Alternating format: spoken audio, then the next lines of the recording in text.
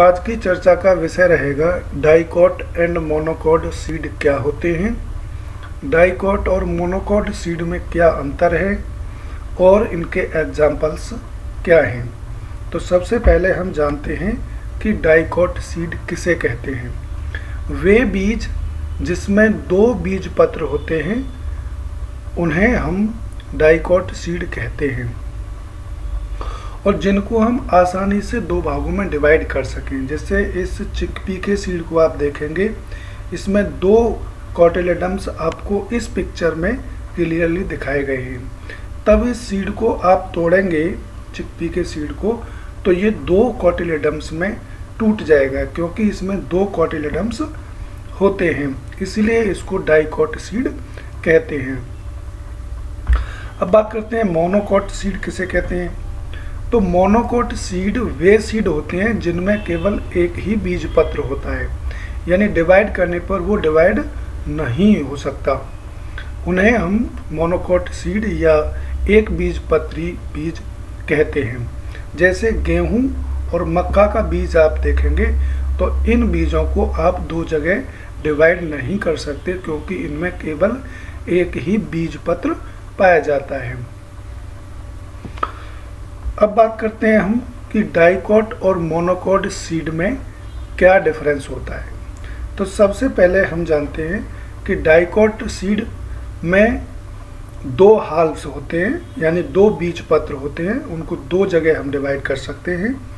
यदि dicot seed को आप तोड़ेंगे तो इजीली वो दो भागों में डिवाइड हो जाएगा। इसमें दो पार्ट या दो कोटिलेडन्स कह सकते हैं, दो कोटिलेडन्स होते हैं, दो बीज पत्र होते हैं। लेकिन मोनोकोट सीड में केवल एक ही बीज पत्र होता है, उसको हम डिवाइड नहीं कर सकते, दो भागों में डिवाइड नहीं कर सकते। जैसे राइस का, व्हीट का, ओट का, बार्ले का और मेज का सीड मोनोकोट सीड है। इसमें केवल एक ही बीज पत्र होता है और इसको डिवाइड नहीं कर सकते। यदि कोटिलेडन्स की बात करें तो डाइकोट सीड में दो कोटिलेडन्स होते हैं और मोनोकोट सीड में एक ही कोटिलेडन्स होता है, यानी कोटिलेडन्स की जगह पर उसमें एंडोस्पर्म होता है। अब बात करते हैं कि कोटिलेडन्स डाइकोट के सीड में थिक होता है और फ्रेशली यानी मोटा होगा। डाइकोट के सीड में कोटिलेडन्स मोटा होगा, लेकिन मोनोकोट के सीड में वो पतला होगा, यानी छोटा कोटिलेडन्स होगा। तो ये भी डिफरेंस है कि डाइकोट में थिक और फ्रेश कोटिलेडन्स होते हैं, जबकि मोनोकोट सीड में थिन एंड नैरो कोटिलेडन्स होते हैं। अब बात करते हैं एंडोस्पर्म की। तो डाइकोट सीड में एंडोस्पर्म एब्सेंट होता ही नहीं है। एंडोस्पर्म की जगह पर डाइकोट सीड में कोटिलेडन्स होते हैं, यानी बीज पत्र होते हैं। और मोनोकोट के केस में एंडोस्पर्म प्रेजेंट होता है, जिसमें भ्रूण के लिए जर्मिनेशन के समय भोजन संरक्षित रहता है और जब वो जर्मिनेट करता है पौधा तो उसको भोजन प्रोवाइड एंडोस्पर्म ही कराता है। अब बात करते हैं प्लूमूल। प्लूमूल की बात करें तो डाइकोट के केस में ये जो प्लूमूल होता है वो बड़ा होता है, जबकि मोनोकोट के केस में आप देखेंगे तो प्लूमूल छोटा होगा। प्लूमूल लीव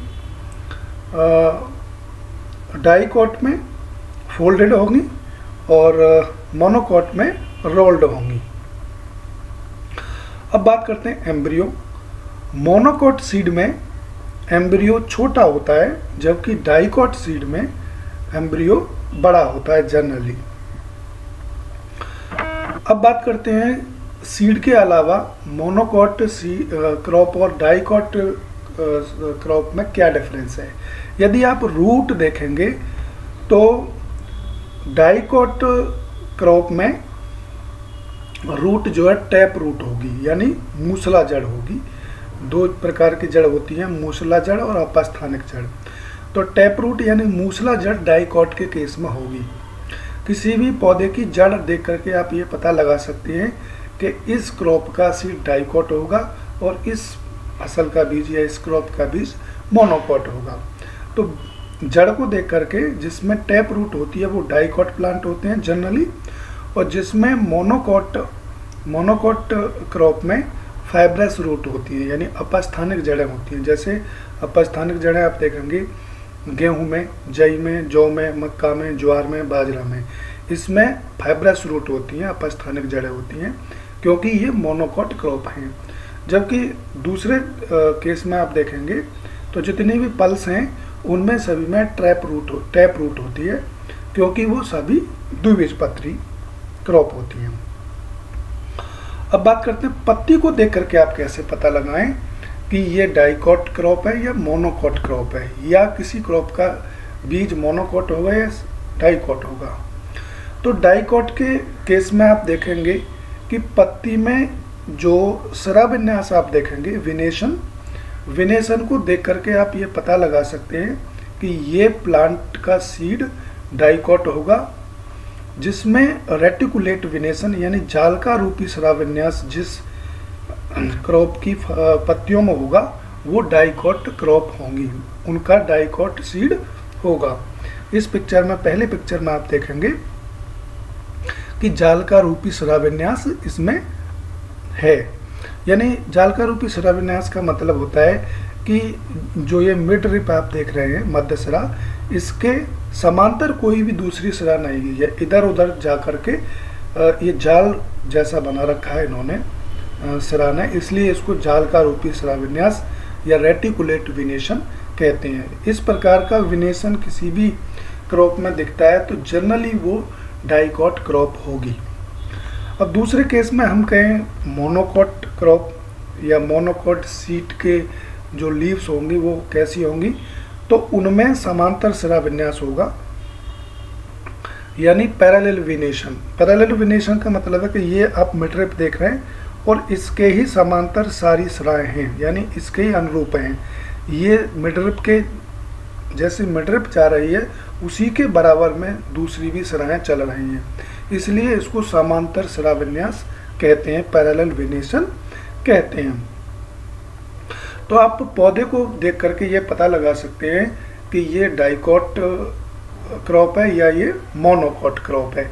यदि किसी पौधे की पत्ती में पैरेलल विनेशन है, समांतर सिरा विन्यास है, तो जनरली उसका जो सीड होगा वो मोनोकोट सीड होगा। और जिस क्रॉप में रेटिकुलेट विनेशन यानी जालका रूपी सिरा विन्यास पाया जाता है उस क्रॉप का सीड जनरली डाइकोट होगा। तो ये पत्तियां देख करके आप पता लगा सकते हैं कि ये डाइकोट क्रॉप है या ये मोनोकोट क्रॉप है। अब एग्जाम्पल देखें तो डाइकोट क्रॉप के एग्जाम्पल आप देखेंगे पी, चिकपी, रेड ग्राम, ग्राउंडनट, मस्टर्ड, राजमा, यानी पल्सेस सारी डाइकोट होती हैं। पल्सेस के अलावा आप मस्टर्ड भी कह सकते हैं, मस्टर्ड भी होती है, ग्राउंडनट भी होती है। तो जिनकी रूट टैप रूट होंगी यानी मूसला जड़ होंगी वो सारी की सारी फसलें डाइकोट होंगी। अब मोनोकोट के एग्जांपल देख लें, वीट, बार्ले, ओट, राइस, मेज, सोरगम, पर्ल मिलेट या और भी ग्रासेस फैमिली की जो भी क्रॉप हैं वो सारी की सारी मोनोकोट क्रॉप में आती हैं। तो ये थे डाइकोट और मोनोकोट के एग्जांपल्स। हमने जाना कि क्या डिफरेंस होता है डाइकोट और मोनोकोट सीड में, डाइकोट सीड किसे कहते हैं, मोनोकोट सीड किसे कहते हैं और इनके एग्जांपल्स क्या क्या हैं। डाइकोट और मोनोकोट सीड दोबारा मैं रिपीट कर देता हूँ कि जिन सीड में दो बीज पत्र होते हैं और आसानी से डिवाइड कर सकते हैं उसे हम द्विबीजपत्री यानी डाइकोट सीड कहते हैं। जबकि जिन सीडों में केवल एक बीज पत्र होता है और उनको हम डिवाइड नहीं कर सकते उनको हम मोनोकोट या एक बीज पत्री बीज कहते हैं। प्रिय व्यूअर्स, इसी प्रकार की जानकारी के लिए देखते रहिए एग्री क्वेश्चन इंडिया।